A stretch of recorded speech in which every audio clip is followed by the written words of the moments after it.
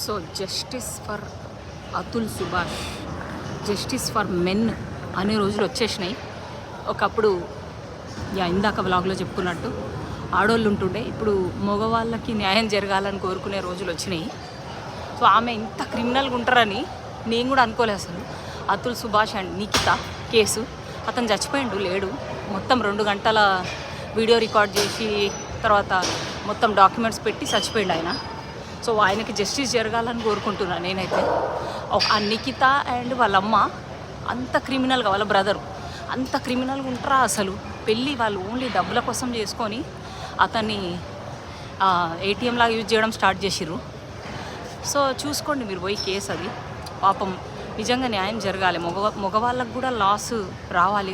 ఇండియాలో especially loss అన్నీ ఆడోళ్ళకి అనుగుణంగా ఉన్నాయి. యూఎస్లో అట్లా ఉండదు. యూఎస్లో చాలా